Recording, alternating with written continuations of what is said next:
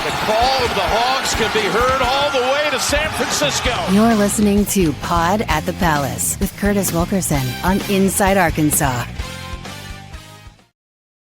Good morning, everybody. Happy game day, and welcome back to the Pod at the Palace. I'm your host, Curtis Wilkerson with Inside Arkansas. Man, oh man, did it feel good for you to hear that? Because it felt good for me to say it. I'm not going to lie. Game day, finally. We've been waiting on this. Who cares if it doesn't count? Arkansas and Cincinnati, Bud Walton Arena, 7 p.m. SEC Network Plus if you can't make it out there, but still a lot of good seats available. Oh, man, it's been a long time coming. It doesn't count in the win-loss column, but it does in our hearts. Am I right? I promise to not make any big-picture declarations from what we see tonight, for better or for worse, but you better believe we're going to have takeaways, breakdowns, over-analysis. That's just what we do. That's how we roll around here. Be sure you tune in for the Pod at the Palace post-game live reaction show after things wrap up. I usually leave Bud Walton Arena just a little bit early, and I pull a Bobby Petrino with the end of the game pulled up on my phone. You know, he likes to watch the film on his phone as he drives. I can't believe he admitted that in the press conference, but I'll have it pulled up. I'll listen. You know, I'm at a red light. I'll check on it to see what's going on. Try to get home as quickly as I can. That way we can get started as soon as possible after the game's end. I live like right down the street from Bud anyway, so it's no big deal. But as for this morning, going to hit you guys with a full preview, get you familiar with Cincinnati so you know their team when you're watching the Hogs. We're going to talk matchup. We're going to talk keys, sort of, because it's a little bit different in an exhibition like this. But what to watch for, we'll make a few predictions, then we'll call it a day, and we'll just we'll wait around with excitement until tip-off. I don't know about you guys, but I'm excited. It can't come soon enough, and we've been waiting for a long time, and we're just merely hours away. It still feels like forever, oddly. Hey, today's episode of the Pod at the Palace is presented by the Eye Center of Northwest Arkansas. You know that vision is essential to your quality of life, and professional eye care is a must for you and your family. Their award-winning eye doctors are board-certified and professionally active. Every single patient receives the best of new vision care technology plus old-fashioned personal attention. They've got a lot of different options, a lot of different treatments. You name it, they can pretty much do it. They're able to perform cataract surgery for you before the end of 2025 to make your holiday season in clear view. Refractive surgery for patients struggling with readers, glasses, or contacts. Surgery options are available for everyone. They also have availability for your standard eye exams with their new provider, Dr. Rebecca Brown, right now. Schedule an appointment with the Eye Center of Northwest Arkansas today at 479-442-2020. You can also check out their website at www.eyecenternwa.com for more info. All right, let's jump into it. Oh, man, I love doing these. You know, it is interesting to me that, you know, Arkansas and Cincinnati, they played 5 times in the history of the two programs, and Cincinnati has been ranked 4 of them. I'd have to go back and check the demographic of our audience, like the age grouping of our audience here. If you're in the younger crowd, you're probably thinking, really? And, you know, if you're my age or older even, you're probably thinking, yeah, that tracks, because Cincinnati was a wagon, man, back in the day. You know, Arkansas saw them in both 1994 and 1995. Those are 2 very, very good years if you're not hip to the tradition here in the Razorback basketball program. And they split those 2 games. And, you know, this was during the peak Bob Huggins days. Like, you know, a lot of us remember him from, you know, West Virginia, and it was tough how all those things ended. But, man, he kind of made a name for himself, honestly, at Cincinnati. Tough, physical, you know, gritty teams out there. Shout out to the great Midwest Conference that they were in way back then. But, you know, the last time these 2 teams played, I think most folks remember that, it was in 2021. I was just sitting at the T-Mobile Center in Kansas City with Travis Kelce. You know, the seat beside him wasn't taken by Taylor Swift back then. So I just hopped right in there, and we were just hanging out like boys. Just kidding. I was in the media section, but he was there. And Arkansas beat Cincinnati to win the Hall of Fame Classic. Remember, they beat Kansas State the night before. Everybody thought Arkansas was going to see Illinois and Kofi Coburn and all those guys, but Cincinnati popped them. Arkansas played them the next day, won that game, shut down Jeremiah Davenport, former Razorback, held him scoreless. That was Aldi's Tony's coming out party as a great defender. That was Wes Miller's first team at Cincinnati. And you know what I remember about them more than anything is how tall and long they were. It was like 6'10 after 6'10 after 6'10. They kept rolling out there, which is a trait that all of his teams possess, including this one. They've got a good size front court and a couple guys that are really going to challenge Arkansas in this one.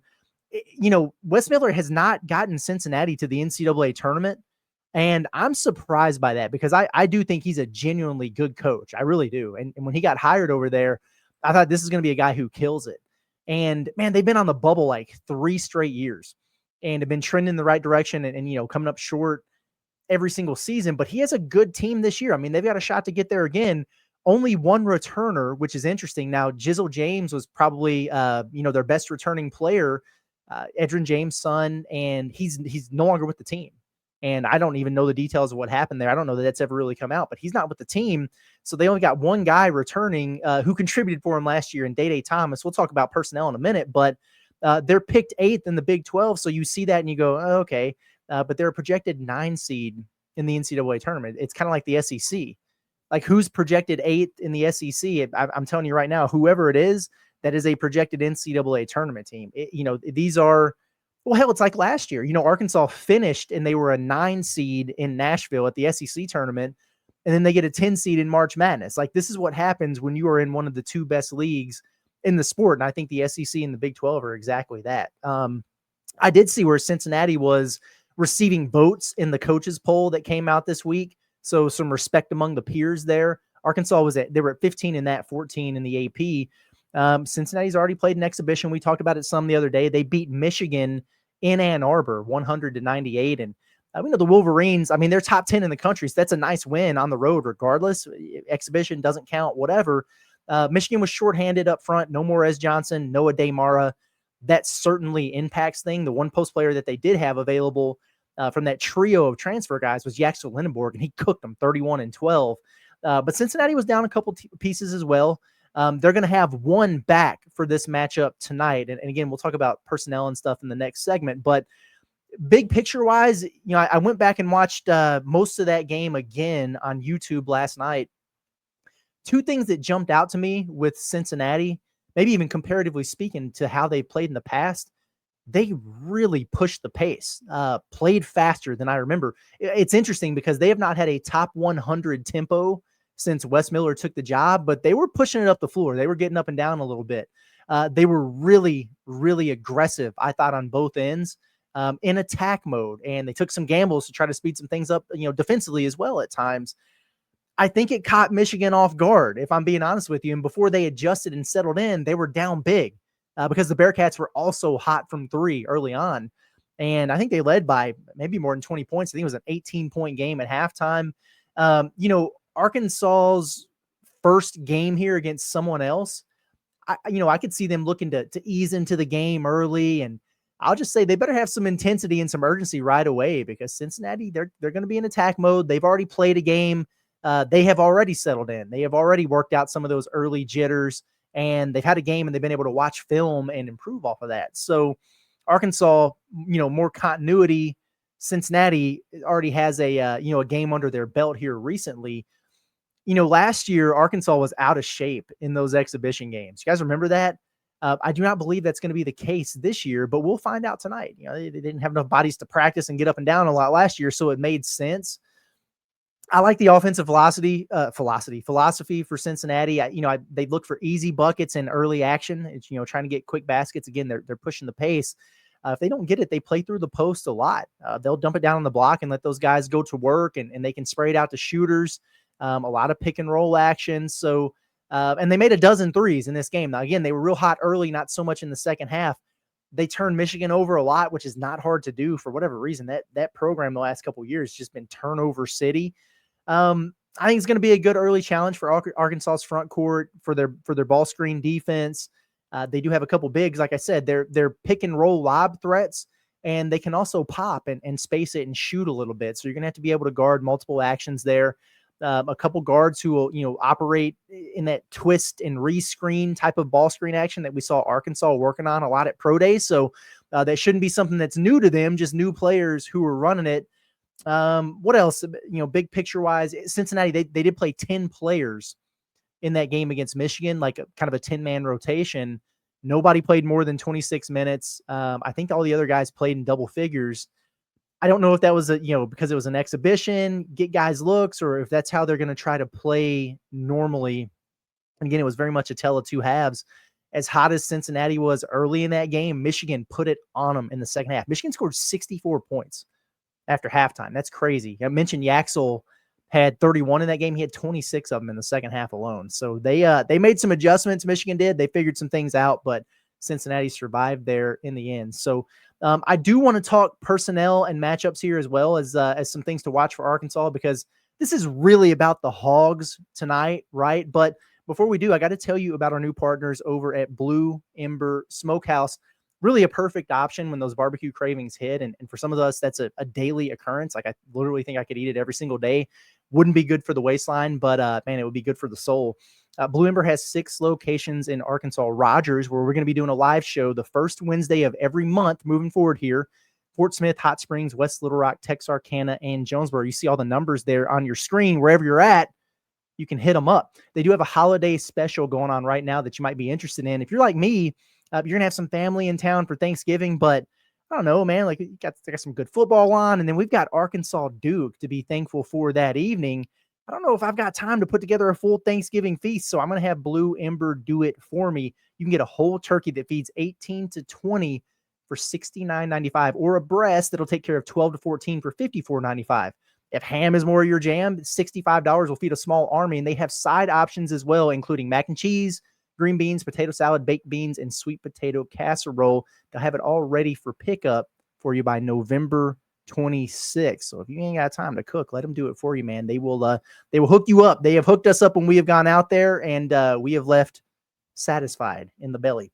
Okay, back to it here again. This exhibition, it is about Arkansas. Like, yes, you are playing Cincinnati.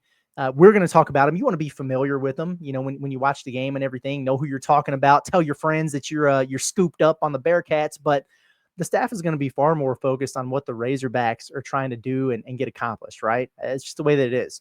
I'm sure they've watched film. They'll talk about personnel and they'll go over a few actions or whatever, but it's not going to be the type of in-depth stuff that you're going to get on a game-by-game basis in terms of preparation. Still, though, the players are going to be challenged in different ways based on their matchups. So I wanted to highlight some of the personnel stuff on the Bearcats to keep an eye on and some of the matchups that I'm going to be looking for here.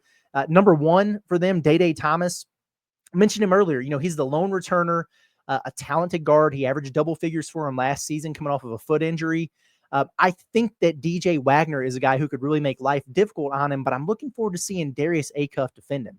6'1", 195 pounds. He's a mid-range merchant in ball screen action.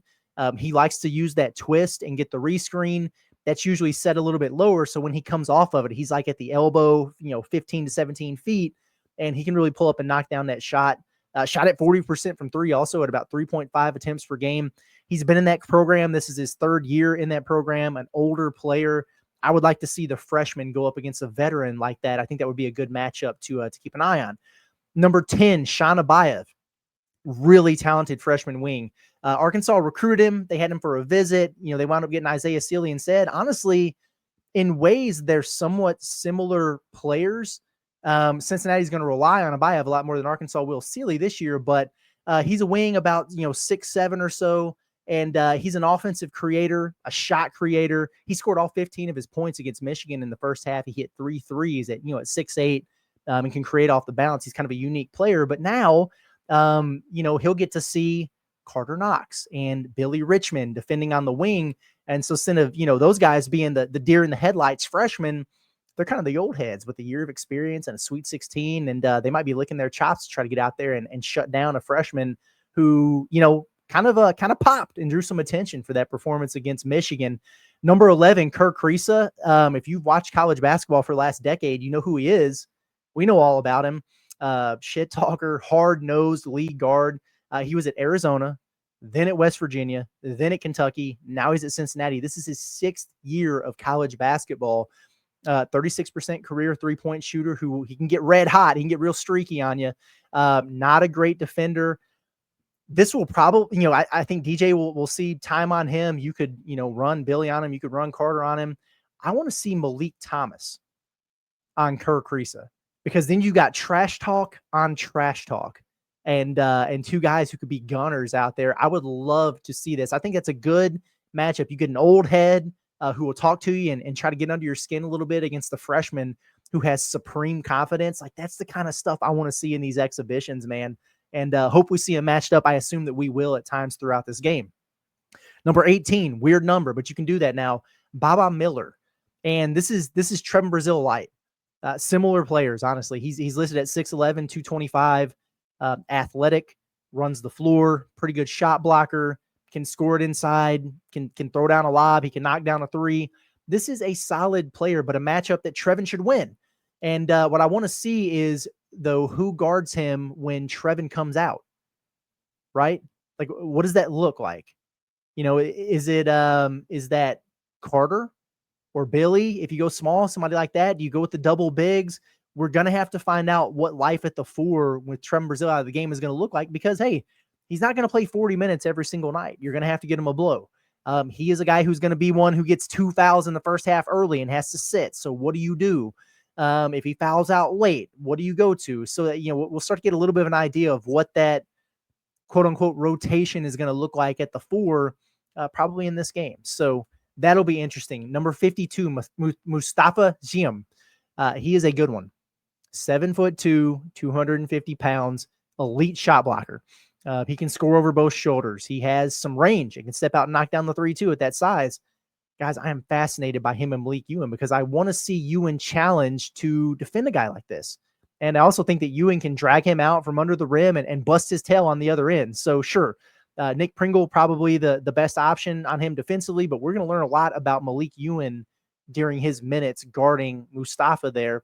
Off the bench, Sincere Harris, number 5, is another name to know, really good wing defender. So how will Arkansas's wings find success going at him? And then Jalen Celestine is he's a Baylor transfer. Jumbo wing, can play the 3 or the 4. He can knock down threes. He's also about in that 6'7" range. And I thought he would have been a good ad for Arkansas. Like, I was thinking, hey, this is a guy that you could bring in, provide a little extra 3-point shooting, a little bit of depth on the wing, but maybe a guy who can play some small ball 4 behind TB. He winds up going to Cincinnati there. He didn't play against Michigan. He was hurt. He's available in this game for restricted minutes. So we'll see how much of an impact he makes there. Guys, you ever get tired of juggling through insurance companies? I know I do. And at OZK Insurance and Rogers, they just make it simple. Again, as a 100% independent agency, they shop the entire marketplace to deliver the best combination of cost and coverage, saving you both time and money. Whether it's home, auto, boat, motorcycle, life, or commercial insurance, their friendly team has access to a wide range of flexible options designed just for you. They serve Northwest and Central Arkansas, including Bentonville, Centerton, Fayetteville, Little Rock, Hot Springs, Springdale, and beyond. So let OZK Insurance be the trusted advisor you never knew you needed. They have over 600 5-star Google reviews. Start today with a free online quote at ozkinsurance.com or call 479-715-4200. It's OZK Insurance, protection made simple. Okay, final segment of the show here. Let's go ahead and get into several things to watch for the Razorbacks in this exhibition. I just feel like you can learn a lot about where you're at and who you are when you face your first outside competition. And you get better through practice, and you develop habits in practice and chemistry in practice. But there's no substitute for getting under the lights in front of a crowd, playing against an opponent and guys that you're not familiar with, that you haven't been going against, and learning their tendencies for several months. This is good. I love that they're doing this. I like this better than secret scrimmages. It's more, way, way, way more beneficial than bringing in some Division II to beat the hell out of. This is good. And one of the first things I'm going to be looking for in this game, how connected is Arkansas on both ends of the floor? Like, how far along is this group when it comes to execution, playing together, chemistry, all those things? Now, don't get me wrong. Sometimes it can be fool's gold. Like, think back to how locked in Arkansas looked a couple years ago against Purdue. Hell, think about how good they looked last season in that exhibition against Kansas. And then fast forward to the next week when they played, TCU, and just think about some of the struggles that they had early in the season, both of those teams. Now, in fairness, last year, I know injuries played a huge part in that, from their preseason preparation all the way through, just like different lineups, guys who weren't used to playing with each other. You're trying to settle into roles, but you're also trying to integrate new players into it. You never know who you're going to have on a given day. It was a mess, man, last year. And that's why I think they should be ahead this time around. One of the biggest selling points for this Arkansas team being legit this season, it's the continuity and the production returning they got coming back. And, we talked about it all summer with your 4 returners from that Sweet 16 team. You expect Arkansas to be further along than they were this time a year ago. to look like a team that's played together before, to not have some of the same mistakes or growing pains that held you back last season, or that other teams who've had to completely flip their roster are going to have, especially early on. So is that going to be the case?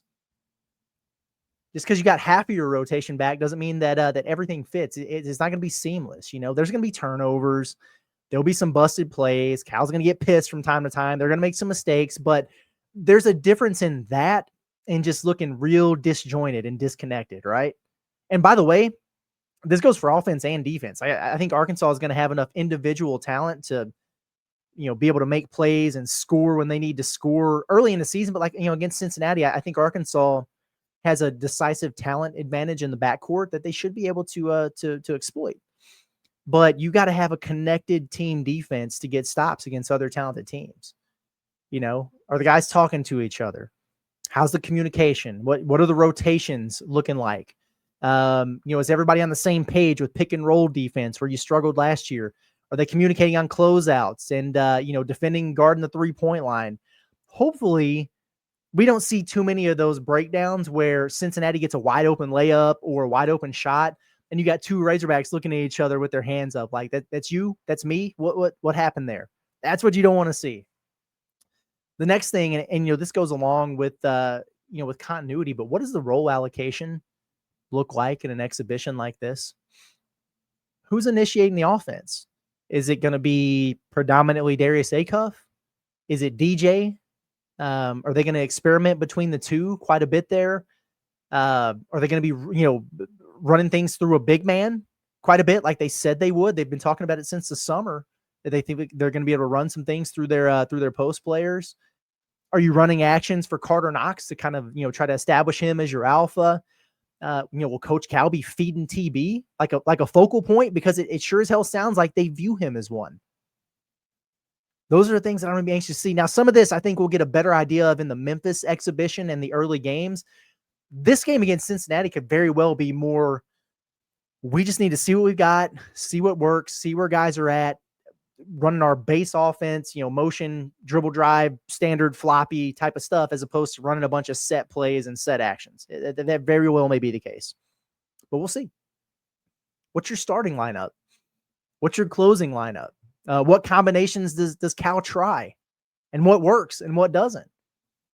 Because I said we're going to do a few predictions. I think that we'll see the expected lineup of, DJ Wagner, Darius Acuff, Carter Knox, Trevor Brazile, and probably Malik Ewan.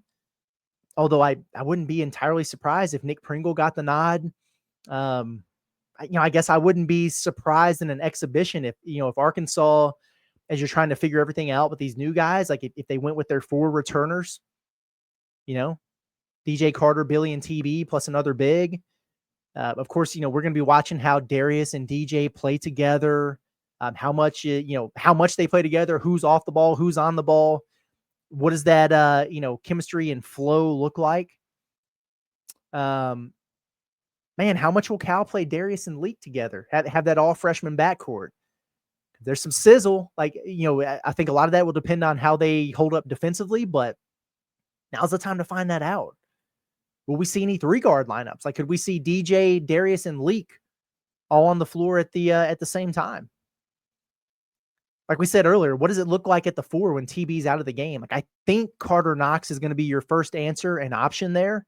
With Arkansas going a little bit smaller and faster, and you would like to think that Carter is going to be strong and physical enough to hold up on defense. And boy, good luck asking an actual power forward to defend him out on the perimeter.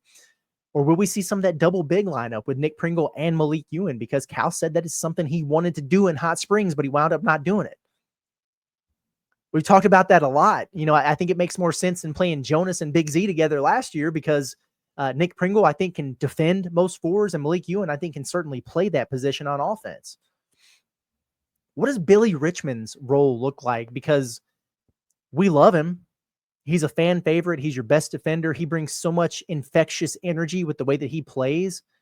But it feels like every time we start to distribute the minutes, and it's not just me, a lot of people that I've seen do this, it kind of feels like he winds up being the guy getting the short end of the stick.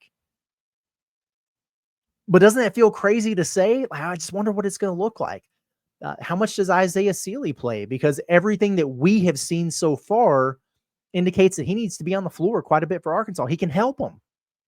But if you listen to anything John Calipari says about him, you get the impression that that he loves him, loves the potential, excited about what he's going to be as a player, but that he might be just a little bit behind of the other guys in some areas. Like the game still needs to slow down for him a little bit, have a little bit more nuance, play within yourself a little bit more. How does that impact his role early on? There's so many possibilities here. And I'm going to have my phone, but I do plan on trying to chart as many of the different lineup combinations and make as many notes as I can. Maybe that's something I'll share at the end of the report card Saturday morning, as opposed to the raw reaction for the post-game show. Actually, I say in the morning Saturday. So, okay, let me think this through as I'm recording here. We're going to have a late post-game show. We're going to have football pregame at 8:00 in the morning. So yeah, that report card is going to go out super early. I might just put it out after I record it. I want to give the post-game show some time to bake, though. Maybe that might go out like 3 or 4 in the morning.